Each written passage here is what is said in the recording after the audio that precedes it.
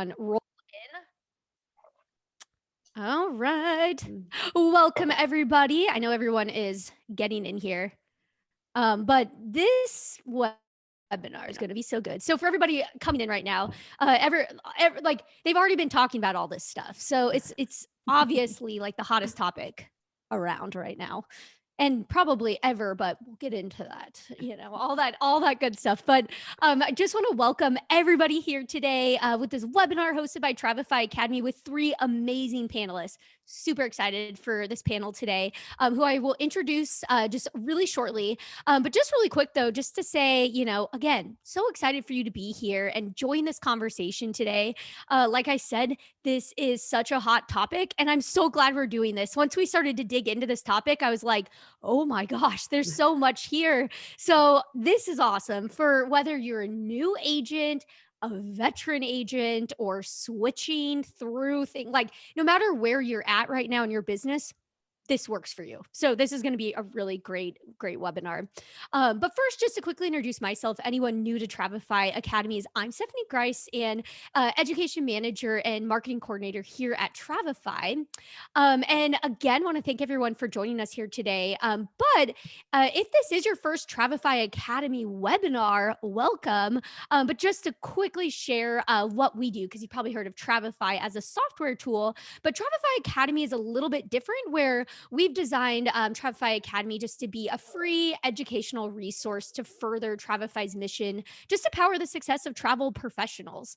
So you can always find all the webinar replays, including this one after this, articles, other helpful content at academy.travify.com. So check all that out.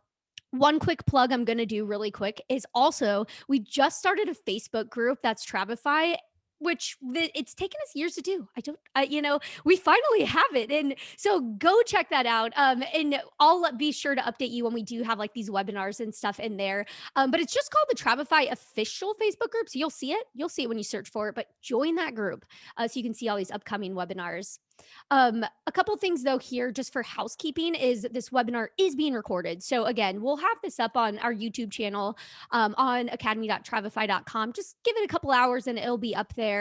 And then we do hope to get to Q&A at the end today. So we don't promise it, but we're going to try really hard to get to the Q&A. We'll see how the conversation goes.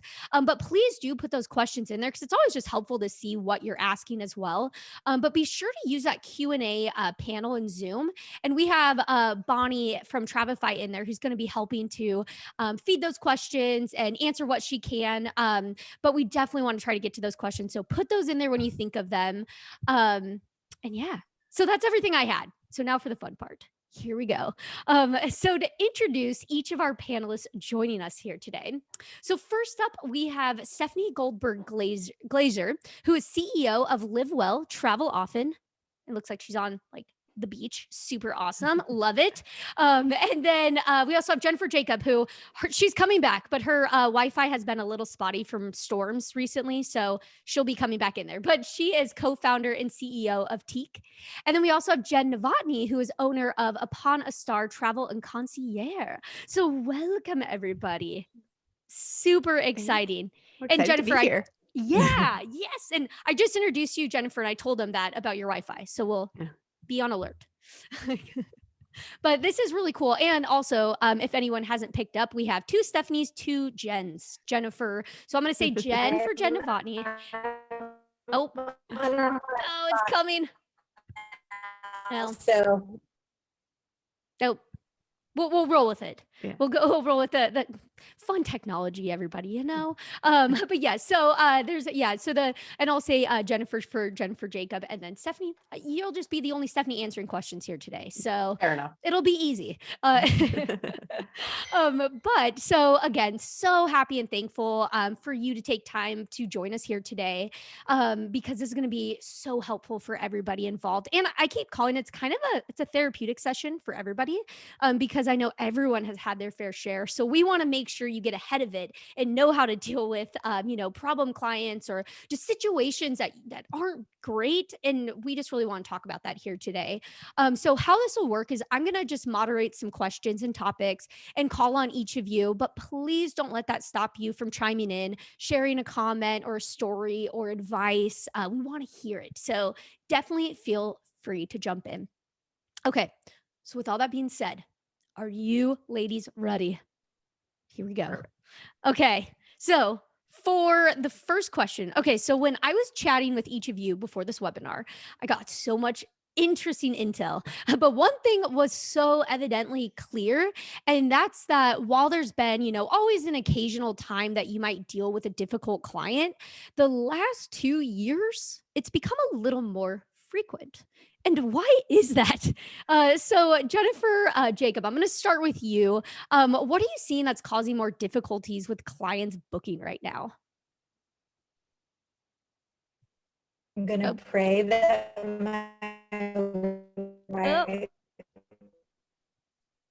might have to move. We'll have to see. Yeah, I might. It's getting kind of shoddy. Okay, I might have to move. Okay, I'm gonna go to the other Jen. So. Oh yeah, and maybe that's actually good. Holds up for a second. I go know to someone else for yeah, and one thing, maybe turn off the video. Yeah, maybe that'll help. Okay, try to go. Yeah. Okay. Is that helpful? I think so. Yeah. I think so. Uh-huh. Okay. If you have to move, I understand. But I think the biggest difficulty over the past year, we've seen this just complete pent-up demand. And I know that term is being so overused right now, but the expectations are higher. The anticipation is higher. There's absolutely no possible way that service could ever meet the expectation that people have at this point, because they're looking at how much they're spending and they're thinking, okay, I'm spending XYZ amount, but they're actually so it's just, the reality is that we just can't, the service cannot sustain the expectation of what people are spending at this point. So I won't yammer on because I want to make sure that I don't, the audio doesn't cut out, but I'll stick with that for now. Sorry about it. No worries. No, it wasn't too bad. There were a couple robot moments, but it was good though. But one other thing too is so going to Jen, the other Jen, is what would you say are some pre-COVID versus post-COVID expectations that you're seeing on your end? Wow. I mean, so for sure, like, Jennifer mentioned the cost. Okay. So prices have gone up. There are supply chain issues. I don't know if you guys know, but there's a supply chain issue. Like, I know, right? If people are having a hard time finding workers, I don't, it's shocking.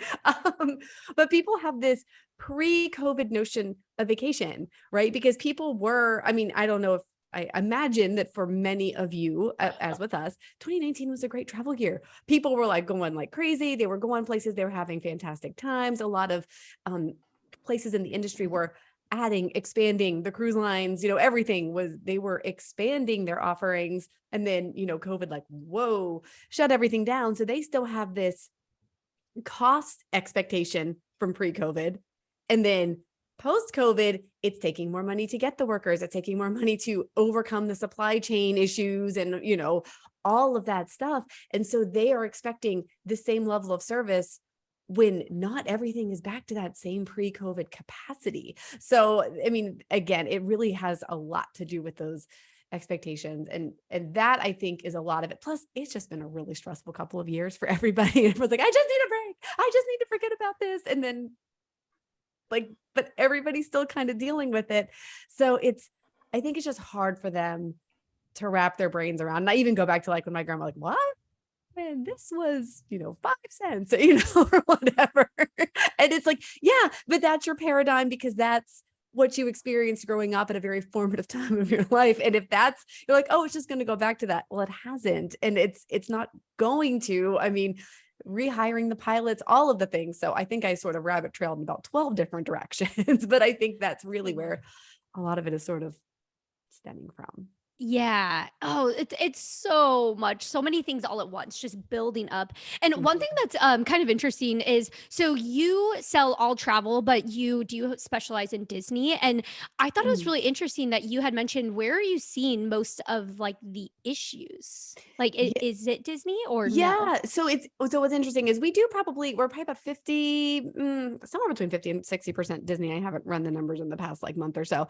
And then the other like 40 to 50% is the rest of the world. So all inclusives, cruises, Europe, so we do sell the world.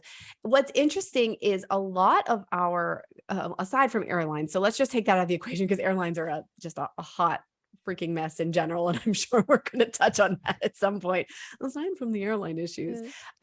There has been, with Disney bringing back the different offerings. And again, I'm not going to fault them for it. Everybody's struggling to get the workers. Well, it doesn't feel the same. Well, they don't have this back.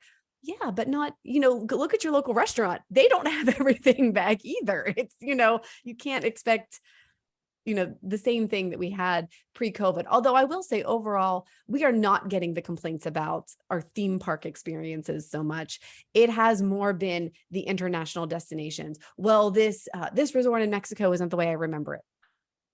Again, they also went through COVID and they didn't have some of the things that we, some of the stimulus and various things to kind of help them out like we did. And I'm not picking on Mexico, Jamaica, it's like all of the different Caribbean locations, of course, cruise lines. So it's really just sort of been more of and I don't want to say all of our clients are dissatisfied. Our clients some of them are just so excited to travel and they're amazing and they're fantastic and wonderful.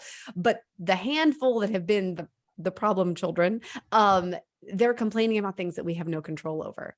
Well, I didn't think the food was as good. Okay. I'm sorry. Yeah, and I'm not minimizing it. Like I like good food. I'm a foodie, but okay. Yeah, it's really interesting. That was like the thing that was really interesting too, is just the different types of travel, but obviously, yeah, like flights and airlines and Europe. I will say Europe has been a challenge for people. I think later on we'll probably address one of my favorite stories. Oh, yes, we will. It will. Yes. Talk about that. No. So, oh my gosh, this is the perfect first question to open us up, but for all this. But Stephanie, what are you seeing? Like, is there anything in particular that you're noticing has changed and you just have had to kind of change the way that you, or phrase the way you are doing the planning stages or booking with clients? So, this year's been insane, right? I mean, from January, and I always tell my team, right? So when I bring on new people or whatever, January is wave season. So you can breathe when February rolls around. Well, this year we started breathing in May. So, it's been really busy. It's been insane. Everybody wants to go places, but people, the beginning now, not so much, but like at the beginning of the year, people still expected good deals because they're like, well, nobody's traveling. I'm like, no, that's not true. You're not traveling. The rest of the world, as it turns out, are going places. Imagine that. So, there's the expectation that like, because they haven't gone anywhere, nobody else is either. And everything that Jen and Jennifer both said, in terms of pricing, when you pay a lot for something, you expect to get something substantial in return, right? You want to, if you pay Ritz-Carlton prices for a Marriott, you want Ritz-Carlton service at that Marriott, and you're not going to get it. Mm-hmm. Correct. So it's a pretty big struggle. Like, I have people going on a trip in a week and they're staying in the Amalfi Coast and their hotel is $3,000 a night. And I have no idea how a hotel can live up to that. But people are paying it. Wild. But people are paying it because they want to travel and they want to go to these places. I know. And that's like blowing my mind sometimes. I'm like, okay. I know. Where is that budget coming from? I'm like, where were these budgets 3 years ago? Do you know what I could have done 3 years ago with this budget? Yeah. Well, with this particular one, I asked about a budget and she said, well, we could spend my children's inheritance. Yeah. For an experience. She's taking her children. She's taking them. They are gleaning benefit. I don't think that they would be, I think that they might be happier if she wasn't spending their inheritance on a trip, but whatever. Yeah. So funny. I know, like, well, hey, YOLO, you only live once. And Right. I think that's a big deal now, right? Yeah. People have been cooped up. People haven't gone Mhm. anywhere for a couple of years. So they have a vacation budget that they haven't been using. 100%.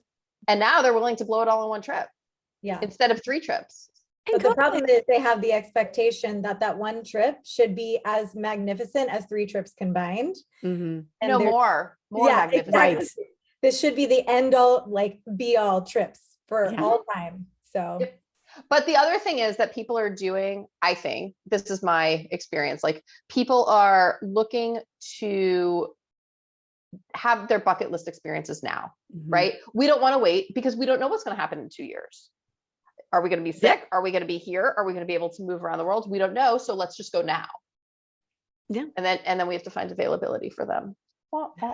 Yeah, it's like just also just one side note, this is pretty hilarious. Anne just chatted, they're taking a ski trip, which ski means spending kids' inheritance. I love that. I love it's it. so good. I love it. So you guys will have to use that now. That's a No, new, that's awesome. That's a good one. I like That's it. good. I love that.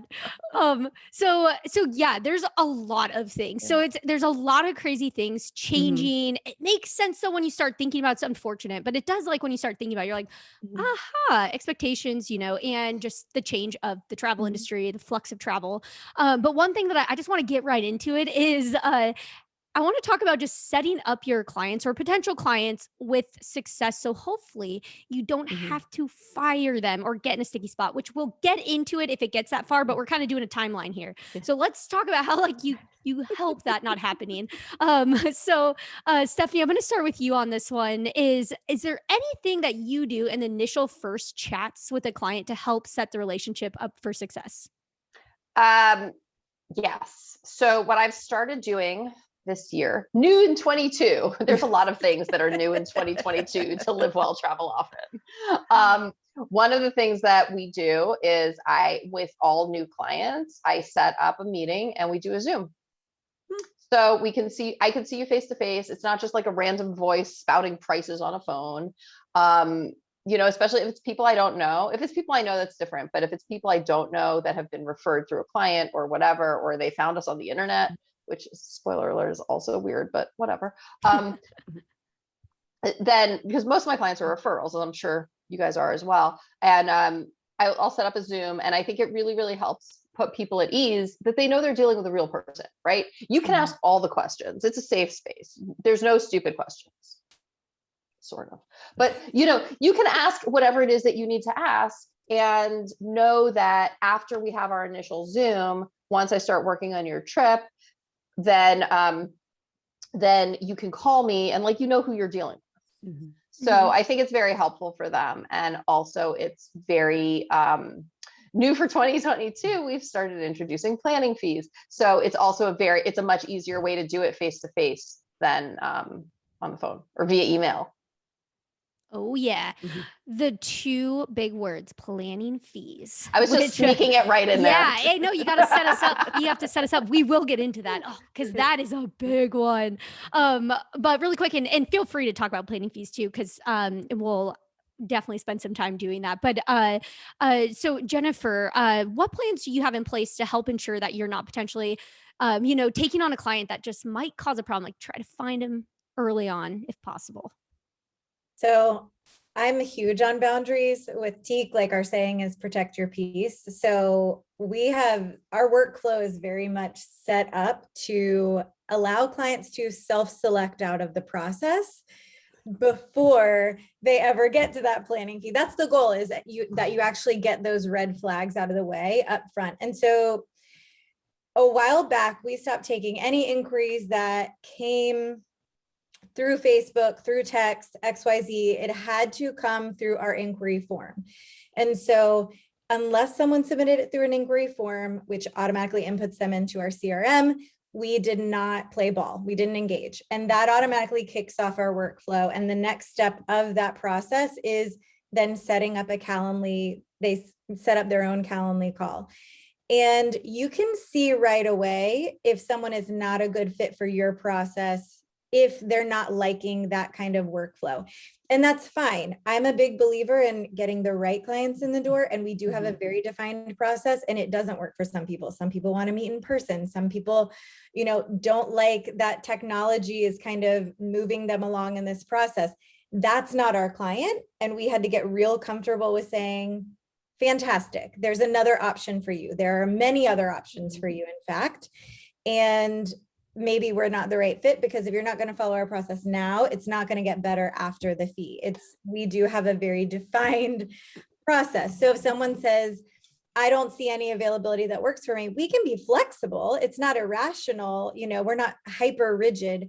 But if someone is just trying to completely circumvent a process from day one, that opens the opportunity for us to say, I realize that this process may be unconventional, but just like other service providers, like a hairdresser, a tax accountant, a lawyer, we do have our processes in place so that you have the best experience and that nothing drops through the cracks. And we explain it like that because when people think of technology, they think personalization is removed. And that's not the case. We're actually opening ourselves up to be able to be much more personable with them and allocate the proper amount of time to learn about them on that Calendly call or Zoom call, whatever it may be, and then to give their proposal its proper time to get it correct and manage expectations with that. So we have a How We Work guide that also is attached to that Calendly invitation, and it walks through those initial stages of the process. And that allows them to say, like, maybe this is for me, or maybe this isn't for me. It doesn't have our fee pricing on it. And I'm just going to throw that word out there again, but it doesn't have our fee pricing on that How We Work guide, because we do give our advisors the autonomy to select the fee based off of the complexity and duration of the trip. However, it does show that there are different packages, which automatically implies there's going to be a selection here based on your investment level. So all of those things really allow someone to say, okay, this may be a good fit for me. To me, I think it's upping the level of professionalism. To someone else, it may feel impersonal. And they can opt out of that process if it's not the best fit for them. Mm-hmm. That's cool. That's really interesting that it's giving them opportunities to understand how it's working. So I like that. And Jen, how about for you? Is what do you and your agents do to ensure, that you're setting up your clients for success? Yeah. So a lot of it is, and again, it's the phrase that we always use in this industry, managing expectations. So a lot of times, like personally, I like to do a phone call. A lot of our agents like to do phone calls with clients. Not that we won't work via email. It just takes a lot longer to type it out. But, a lot of times people are open to that right now. Doing the phone call. I mean, it used to be people like, I'm too busy, like pre-2020. It was, nope, let's just work through email. But all that said, telling them, hey, travel has changed since COVID.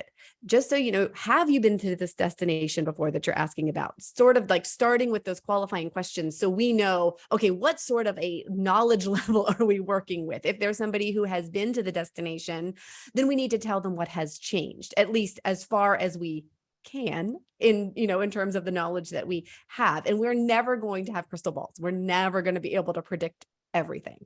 And that a lot of times does come up in our conversations. Hey, yeah, part of what I'm going to do in my service, because that's a question sometimes people ask right away. Sometimes we just have to volunteer it. Like, here's what we're going to do for you. We are going to book your travel. We're going to be here to answer your questions. But if you're in destination and something happens and it's 9 hours you're a 9-hour time difference from us. Okay, we're going to have an emergency number for you to call because it might be 2 a.m. and we're probably not answering the phone at 2 a.m. And if it is a time when we can be available to answer your call, we may not know the answer right away. We will have resources that we can reach out to, but just know it's not going to be an immediate fix necessarily, especially if it's an airline cancellation or the train got delayed in Europe, or again, maybe speaking of recent experience, or there's a strike. Or there's a strike. Oh yeah. Yay. But I will be able to tell you, for us, we do a lot of Disney. So yeah, go ahead and text me. I can tell you where to go to get your answer super fast. I can't fix the technology in the app, but I can tell you where to go who can fix it more quickly. So always feel free to reach out. Just know that I'm not a wizard. I can't ooh, it's all fixed. So, and then if you are qualifying a client, one thing that we have implemented, again, this is a post-COVID, once travel restarted sort of thing, is the ability, and we don't do it for absolutely everybody, to charge a fee, a planning fee that is non-refundable. Or, a plan to go fee. Those are a little more complex, but that's fine. And also cancellation fees that are right there in the terms and conditions, because if I've done work on your reservation and you don't travel, guess what? I'm not getting paid. And yes, we will enforce them. Yes, I'm sorry that this happened, but you signed off on it. So I won't cancel this. You're not getting your refund until I get my cancellation fee. I'm sorry, you signed it. And not being rude about it. We have the option to waive it. Something tragic happens. Oh my gosh. Of course, tragic motorcycle accident. No, we're not going to add insult to injury. Okay. We're not heartless, cruel individuals, but we decided to add a finished basement instead. Yeah. Okay. You can pay my fee. Like that's where it is. And that fee has helped to weed out when you see the red flags. Okay, this person is a shopper. Okay, this person is just looking for free information. They're going to book it on their own. Have we ever been surprised? Yep, sure have. They gladly pay the fee and then they book like a $23,000 trip. Like, oh, okay, great. Nice. It worked out. That worked out really well. Like, glad we did that. But it has weeded people out before. We actually got really fun phone message about somebody who was going to blast us all over social media because how dare we attempt to charge a fee? She's been to Jamaica before. Wait, you don't work for free? How dare you? I know. It's just terrible. Yeah, that person's blocked, so it's fine. But that is well, and that actually brings me to because we wanted to talk about fees, but like, how do you? Because I think this is a question we get a lot of times: is how do you enforce the fee? Like they're like, well, I didn't know you charged a fee, or I don't see it on, or my friend worked with you and she didn't have to pay a fee. Like, so how do you explain that? And feel free anyone to answer too. New for 2022 since COVID. I think it's really determined on the type of package you're looking for. Certain packages will pay us really well. Certain packages, we might only get about $20 paid to us. So we have to compensate our time for the level of work we're going to put into your trip. It really is based on where you're going. Your friend went here. You're going here. This is an entirely different sort of trip, and I'm having to put it together a lot differently. I don't tell anybody anything like that. I really just say, like, this is how I work. And, and if it's a client that hasn't called me in a couple of years since before COVID, I'll say, here's what's new, and here's how we're doing things, and here's my planning fee. And if you'd like to get started, I can send you an invoice, and then I will work on your proposal once we have that taken care of. It's in our terms and conditions, which that's funny if everyone reads it, right? It's in our terms and conditions, but it's also in the it's in that How We Work guide as well. And I saw a question down there about fees, but basically we also have an option to just do a consulting call. You can pay for a one-time consulting call. If you actually want to pick our brains, that is a package that someone can do. If they want to book it on their own, that's fine. You can use our knowledge. But the way that we explain it is, especially in times of COVID, because I'm with you, Stephanie, we did shift the model last October to now we charge a fee. And that could be a consultation fee. If someone doesn't want to do it themselves, perfect for the DIYers, what we say. But otherwise, it would be an actual planning fee, and it's based off of the amenities and service level they want us to provide for them, whether it be dining and spa or just servicing the sale from A to Z and giving them documentation and pre-entry requirements, things like that. But the way that we explain it is, particularly post-COVID, and I say post-COVID, you all know what I mean, but particularly after going through COVID, there is much more lead up that is required of us, and there's more liability on us as well. And with more responsibility becomes a greater investment and more time. And so our expectations are that our clients are they're mutually invested in the process just as we are. And this one guarantees that they're mutually invested. And once we put in the work for a proposal, there is a respect for time. So it's more about creating this relationship, even if it is a smaller fee. So I'm not saying it has to pay your bills, but it does it's a gesture where you're actually expressing, hey, we're both in this together. You're giving me something and that's your time. And I'm giving you something for your time in exchange, because it's a promise of moving forward together.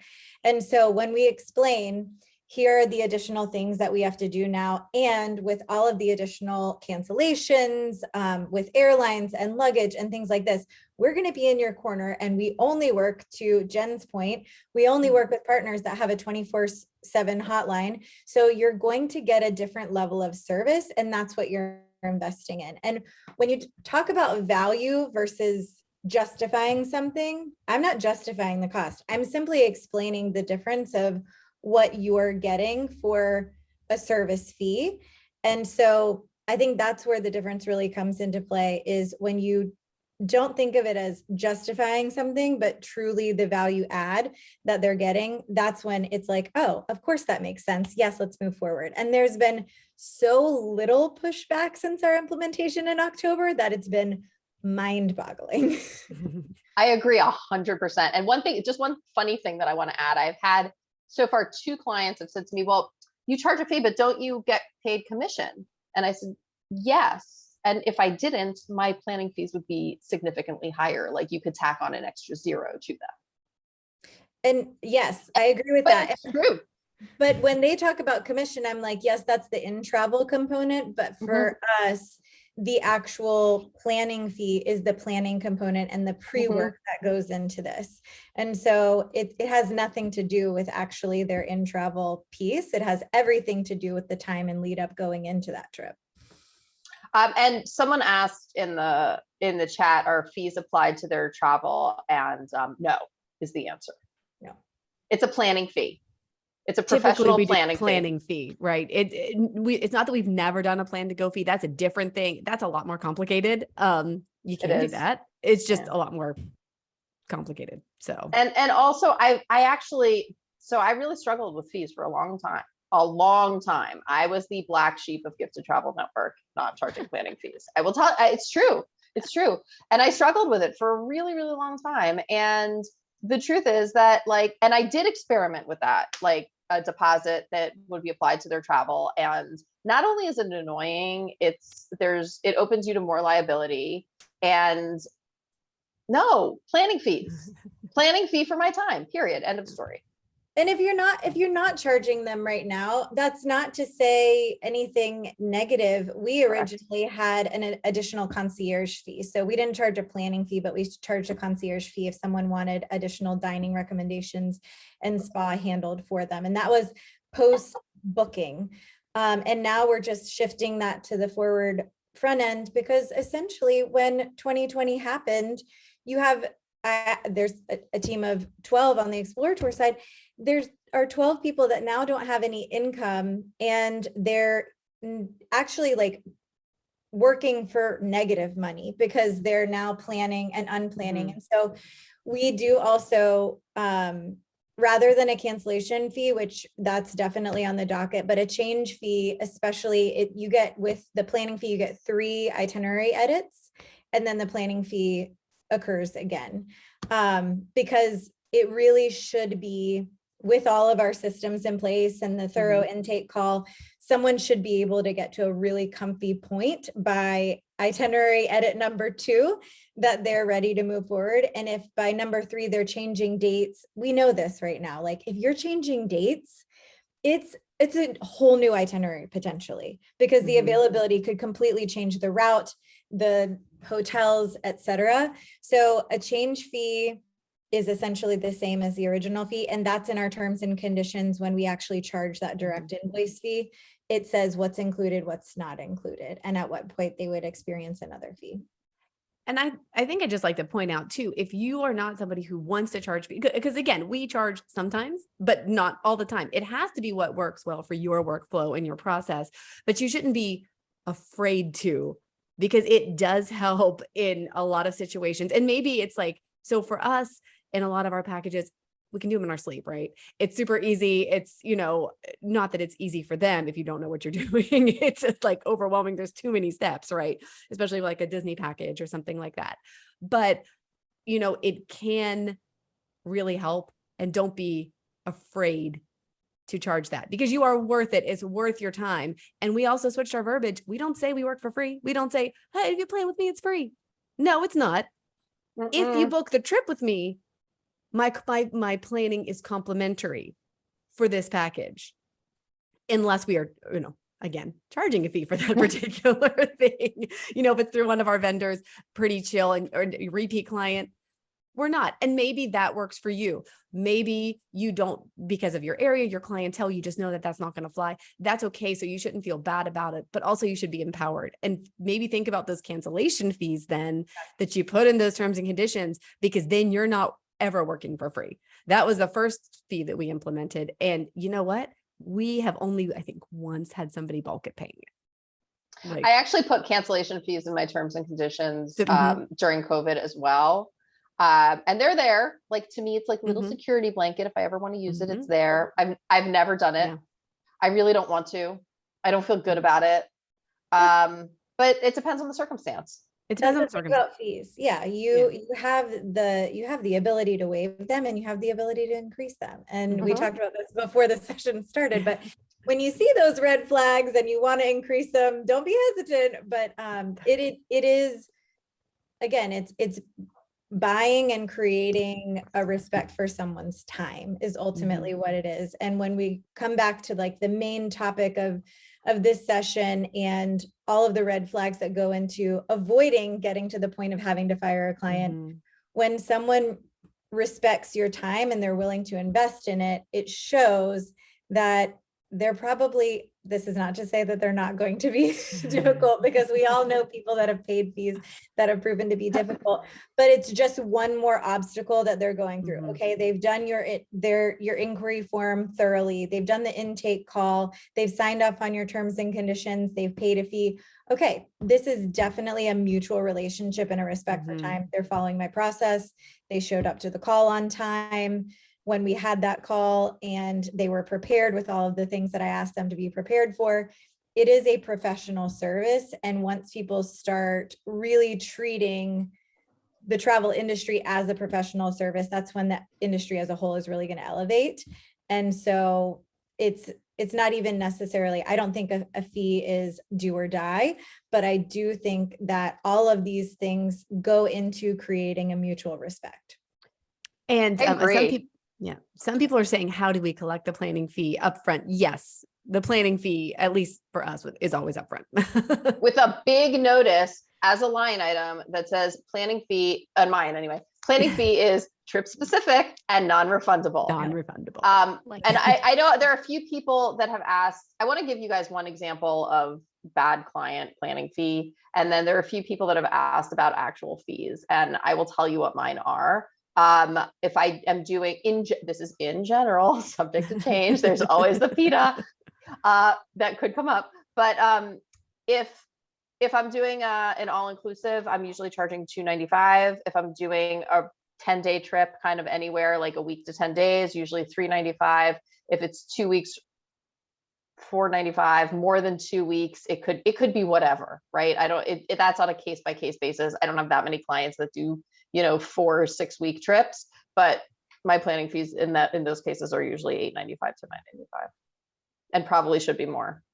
I'm happy to share ours too, but they're all a starting at point. So, and they're all different tiers. So it starts at $100 a person for what we call a fly and flop, like a sun and sand kind of trip. And that could increase if obviously it's a group trip and it's going to require a little bit more planning and coordination, but it's at a very minimum $100 per person for the fly and flop. And we do service a lot of honeymooners. So that's a really palatable amount for someone who could easily post on Facebook and a Facebook group, where did you guys go for an all-inclusive? Well, for $200, you get a curated and psychologically match made to you selection of 3 properties. And then it goes up from there. It can be anything higher, but the next tiers are $200 a person, $250 a person. And again, starting at, so based on the complexity of the trip, someone asked about like a 9-day Greek island trip that would start at, for our advisors, starting at $250 per person.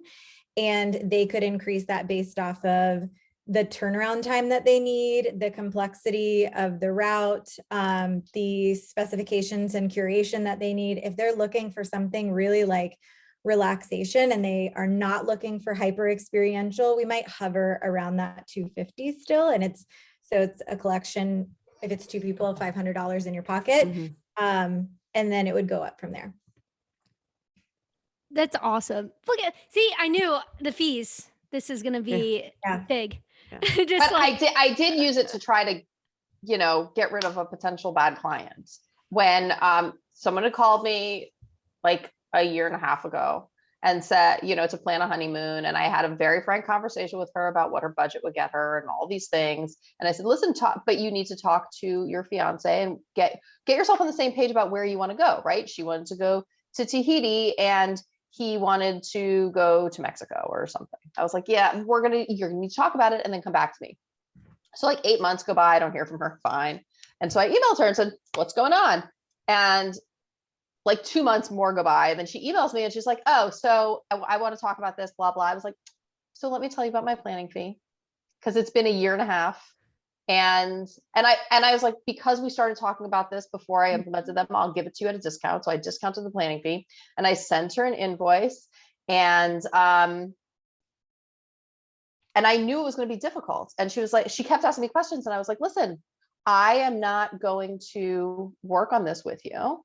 I will be happy to answer questions once this is taken care of. But I had also told her that I didn't think we were a good fit. And she was like, but I want you to plan my honeymoon. I'm like, but really?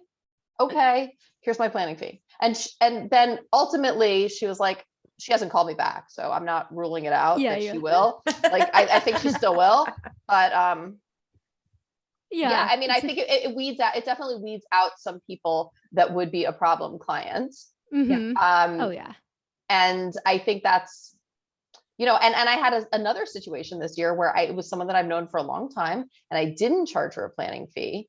And she was, and I've been kicking myself for months over this, but but because of our relationship, I didn't do it. And so she was planning this trip and I was talking to her about it. And it turns out she just wanted really like the cheapest options, blah, blah. And I explained to her from the beginning, like, this is how I work. I'll get you a great value. It's not necessarily the cheapest option, but it's, it's going to be a great trip. And then at some point I was like, it sounds like nothing I'm going to do is going to make you happy. So I think you should look at other options. And that's my favorite sentence, by the way. That's so good. But you should look at other options. But she wouldn't. She made me, she was like, but I have to go because I have this other part of it already planned. And so now I need you to do it. I was like, yeah. We've had some tough ones this year that like when you try and the bless and release. Yes, that's bless and release. But sometimes they won't release. Yeah. They will because I don't budge on that. I'm like, no, I appreciate it. And I'm so glad that I'm very honored and flattered, but this has to be a mutually beneficial relationship. And at this time, it does not feel that way. And it doesn't feel like there is, that we're both going to get out of this what we need. And I have had someone, it was actually a judge. I have actually had him. Yeah, I know this was like one of those ones where you're like, as you like send this lengthy email, and he came back and was like refusing to be fired. And I was like, I just awkward. flat out no. Like, oh, she froze right at the juicy part. I know. She froze with her face. Perfect. It's perfect. I know. Right at the juicy part. I was going to say, so if she comes back, we'll have her finish that. We'll have her finish that. Yeah. Yeah. Because, oh wait, you're back. Okay. Did you fire him? Did he go? Yeah. Heck yeah, I fired him. Yeah. No, so this is what we did. I said, absolutely not. And he was a previous client of mine and he was booked. He was leaving in a month. Like, this is not like someone, So we actually had to sign to the wholesaler that we had booked through. Um, almost Oh, like a like yeah, like a permission for them to work directly with him for emergencies because he was so gnarly. And we said, I'm sorry, we will not be adding any additional services or adding anything. We, of course, will service the sale if there's an emergency, but this is your other emergency contact. And we poured into this email like directives on everything he could possibly need, want, ever desire to wrap up everything in his trip. Like we empowered him with as much information as possible. I am not a big believer in walking away without giving something in return. Like if you're going to fire someone, I do think like do your due diligence, be a professional and actually give something so that they can basically never leave a situation where you know you didn't do the most. Yeah, absolutely. Agree. And you don't want like to be able to walk away and say like, I just wiped my hands of them. So we did everything like here's the transfer number. Here's like, I mean, it was so granular. We had audited everything a million times, but yeah, heck yeah, we fired him. I mean, yeah, you don't want to be in the situation where they can come back at you with something. Well, you didn't do this. Correct. We agree. Like you always want to walk away being the bigger person, so to speak. I mean, for lack of a better term, and we've had a couple and where we have released back to the supplier. It was a pre-COVID thing. They came at us hardcore. We can't get what we want a full refund. What was in the terms and conditions? You can't get a full refund like of the vendor. They're calling force majeure. I mean, hello, it was COVID. They were supposed to go to Greece. They weren't going to Greece. Okay. You can use this credit. You have all this time to use this credit. We liaised. Literally, they were seeing lawyers. We had all our stuff signed, but there was, I mean, what are you going to do? Fine. Go see your lawyer. I mean, I understand you're upset, but hello, the whole world. You might have noticed there's a global pandemic. Like literally the whole world is on its head. So we made it so that we released that reservation back to the client. She reaches out to the agent again post-COVID, whatever, you all know what I mean. It was at like toward the end of last year, my agent like text me, oh my gosh, she's back, blah, blah, blah. I'm like, no. We released this. So I did the due diligence. I called, I followed up because it was a new BDM. It's like a new everything. I made sure that I had all the information, sent it back, as per our conversation before. Yeah, I did the as per our conversation. Yeah. That's awful, but I sure did it. It's my favorite. As per my last email. Right. As per my email. Listed it all out again. Never heard from her again because it's like, no, we are not working with this. We make sure you can book it. Yes, you can use your credit. We are seeing that part through. Yeah. No, we're done. We're done. In a very professional way. Making sure that it's honored, whatever you got, but that doesn't mean that someone can abuse the relationship or someone's time. And as soon as it's, again, not a mutually beneficial relationship, to me, that's a sign for bless and release. And we have a Slack channel called the blooper reel, and we have one called pushback. And anytime someone has like a difficult, sticky client situation, they'll put it in pushback and be like, I need y'all's words right now. And we come up with this, like, as a team, basically an email that does allow to push back. And honestly, sometimes you just need that push from your community, whether they're in your agency or not. You need that push from the community to feel empowered to do that pushback, especially earlier in your career. I think it's very easy to just say yes and do the most for the very least. And ultimately, you're going to burn out doing that. And it's not going to ever lead you to the right client base that you want. And it's really unsatisfying. Yeah. That too. Yeah. There's that too. Yeah. Just summing it all up here. Really unsatisfying. Yeah. It is. It's so interesting. There's so much that goes in, like, goes into the client of knowing, like, is this, should I end this? Should I not? Weighing the pros and the cons and everything. I remember, Stephanie, when we were chatting, you had mentioned, like, you really think hard about it because could this person bring a refer a client that will be amazing? So like, how do you like ask yourself those questions? Like, at what point, like basically at what point are you like, this is it? This no. I think that there's a couple of things. I'm going to say this. I've been doing this for a very long time. I have not fired a lot of clients. I adore most of my clients. Like the vast majority of them, I absolutely adore. And some of them I deal with. But the vast majority I really adore. And every once in a while there's a problem. And I feel like a lot of times there's self-selection, right? Like if you don't keep reaching out to that person, if they don't reach out to you, everybody's happy. You know, they'll just go on their merry way and find something else.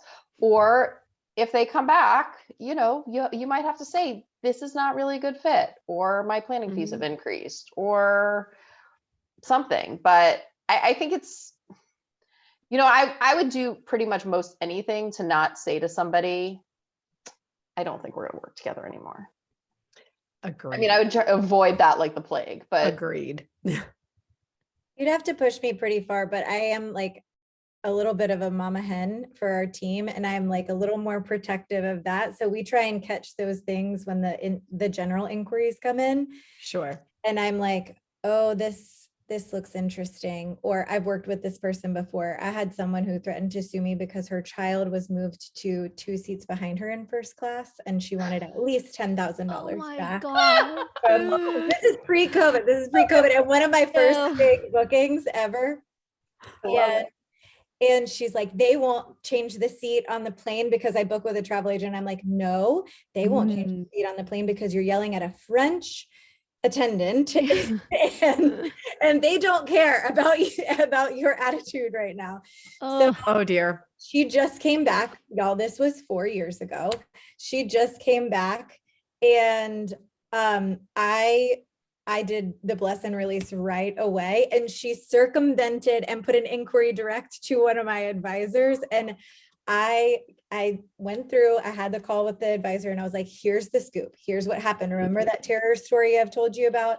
This is what your intake call needs to be. It needs to be like a screening process, not a sales pitch. So after that screening process, she has chosen not to work with us. So trying to the bless and release. The bless and release. Yep. Yeah. I've also had a couple of situations where people, like clients who are normally fine, totally fine, will, if I don't email them, right? Like someone from my team emails them, either our operations person or one of the vacation coordinators, or someone, you know, gets involved in a dialogue with them that's not me. They get a little snippy with them. And I do not tolerate that sort of behavior. Nope. And I've jumped into conversations and said, no, you will not speak to my team like that. If you have something negative to say, you will say it to me. This is why we right there. This is why instead of an admin, we have what we call a client experience manager. And basically that title alone, like she has the autonomy to help advisors wade through those situations and help push back, and also help me understand where things have been documented and maybe they went wrong on our side. Like we can admit when things go wrong. Right. Absolutely. We've all made those mistakes, and we've all missed an email. We've all, you know, something has happened. Yeah. Otherwise we wouldn't be great at our jobs at this point. We made a lot of mistakes to learn. But to have, if you have the bandwidth, or if you have someone that you can bring onto the team and potentially call them a client experience manager, it has. Oh, no. Right at the buildups. Always out of. Jen, I think you were trying to say something earlier though. So no. Well, when she comes back, we'll let her finish that whenever she like unfreezes. As an individual. Oh. Oh wait. It's okay. She came back at the end of that. I'm here. Can you hear me? Okay, now we can hear you. Yes. Client experience manager, her title gives her authority. Man, it's the worst timing ever. But yeah, it just gives her the authority, and people see her as like a substitution for owner, and they're like, oh, okay, this person handles the client experience. Yeah. So she is very well versed in political savvy, and she is very confident in pushing back. And so that's all I have to say is like that it's a great use of someone additional on your team to have that extra little oomph behind you. And so for my team, that's me. I usually if they need to loop me in, they know they can always loop me in with, you know, if we'll call it a problem client. Sometimes though, what I found, and again, it probably sounds like we all have all these terrible clients, and I know for us, we have We're just mostly, focusing on them. mostly amazing clients, right? Okay. Okay. But we have had a few that, you know, my husband is in mental health, and he just he says I probably shouldn't use that word on this webinar. They like to just we'll say complain. It really starts with a B, and yeah, yeah, rhymes with witch, about and you're the point person for that, right? They're annoyed with their life, they're annoyed with whatever, and you just are the point person. They're not necessarily mad at you, they're frustrated with the situation, right? Okay, sometimes they're mad at you, but most of the time they're probably just mad at the situation, right? Or maybe they're just a pill in general, like in their everyday life, they're just a person that you probably wouldn't want to deal with. So a lot of times, like for us, it's the de-escalation. How can we de-escalate this?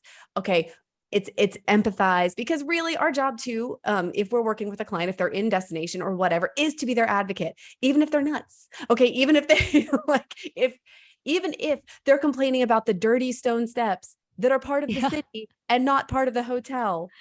That happened. True story. Yeah. True story. Called my agent or texted the agent, 9-hour time difference. This is filthy. I can't believe it. Those are city steps in Italy. Wait, you want the Spanish steps to be to look like they were built I mean, yesterday? but I mean, they were out back of the hotel, so like that was an option. So I mean, I guess I sort of understand, but also don't. Anyway, that was a. You know, one thing I do tell people a lot, and also spoiler alert, this is a good marriage tip. I tell people, like, if you have something to yell about, if you want to just yell, go ahead, yell, I'll listen. And then when you're done, we can talk about it rationally. Like I've told this to my husband before, like when he's had some issues or whatever, I was like, take what you have to say, yell at me, and then go write your perfectly calm email. Right? Yeah. Because just get it all out. And then once we're done, we can all move on. Yeah. And that's exactly. So a lot of times it's like they need the perspective. They get it out. They do the venting. All right. Maybe it's via email, maybe it's via text, maybe it's a phone call. You don't know, like, oh my gosh, I'm so sorry you're dealing with that. I don't apologize for the situation. I'm sorry you're dealing with that. How can I help? Let's see what we can do here. Let's see how we can move forward. Have you tried this? Okay, let's do this. And sometimes maybe it's a post trip where we got the bullet pointed. These were all the terrible things that were, anyway, this dessert wasn't up to par. Did you literally have a notebook and write down everything that you just like were a little bit ticked about on your vacation? Oh, okay. You know what? Thank you so much for sharing this feedback. This is, something that we can share with our partners. I always tell people, like, when they're, when you're in travel, if you have an issue, let me know, because call the 24-hour number. Let me know also, because if there's a problem, it's much easier to fix it while you're there on site than when you come back and tell me about how your chicken was dry or whatever. They didn't like the dessert, whatever the thing is. Like, I can't get you a new dessert once you're already home. Yeah, 100%. True. Well, it 100%. goes back to like the setting up for success. Like I know before we had talked about, like, definitely tell them everything, like contact me. This is how you reach me. Like, let me know this stuff. Another one that I wanted to make sure, even though I know we have a minute, but that I want to make sure on is just so someone had mentioned, like the Armageddon issue. I've never heard that. Oh gosh. Perfect. But it's horrible. But I think it was you, Jen, who was saying, I think it was you during the conversation we had about how you tell them, like, I'll get on the phone with you, but I'm going to tell you that it's going to be easier for you also to go talk to them. To go talk to the customer service in line. Yes, I will advocate for you. Of course, airlines are 24 hours. I will get right on the phone. But if this is a massive issue, a weather issue or a strike, or, or something, I'm probably in a queue of about 2.5 hours, and you might get through that line in about half an hour to the gate. Not because I don't want to help you. I'm at my house or I'm in my office. Like my hands are tied. I can only get through to somebody so quickly. So at least giving them, like, I know it's not fun. Hey, we've got your insurance information handy. We can always get that claim started. I'll give you the instructions, but just also keep all your receipts, people. Keep all 100% of your of the time. receipts. If something goes wrong, keep your receipts. And I tell people Yes. that if something goes wrong, Mhm. keep your receipts. And they're like, why are you telling me this? I'm like, because if something goes wrong, you need to keep your receipts. Because I need to tell Yeah. you now, because if you don't tell me about it Right. right away, like, and you've already thrown them away, then what are we going to do? Like, Just keep your receipts. just keep them. Right? This is a life lesson, also a travel lesson. Yes. Keep Mhm. receipts Keep your until you receipts. get Oh, home. yeah. No, Right. that is all. Oh man, I'm realizing now this could be like 3-hour webinar of talking, and also reading all the people reading your chats and your comments. Like someone was saying, like getting it out. Like I got yelled at this week. Like I'm like, oh my gosh, and just know we're here for you all. So it's so much. But I know we're already at time, which stinks because I want to keep going really bad. But I just want to thank everybody for joining us here today. Our panelists. I mean, we could literally have a part 2. There's so much to this, but just really thank you for your time. And we're all in this together, and it's just therapeutic. I think there's a lot of things that are really important, and just like what you were saying, Jen, is it also you, or are you just kind of the punching bag that day, I think type a of, lot of time with the punching bag. yeah, just like thinking and all this stuff. Yeah. So thank you so much, everyone, again. And also note that this was recorded. So I will, you'll be able to watch this afterwards. But thank you so much again, everyone. This was great. This was really helpful, and keep just making the travel industry the best that it can, because I know you guys are. It's awesome. Yeah. Well, thank you very much, everyone. We'll talk to you later.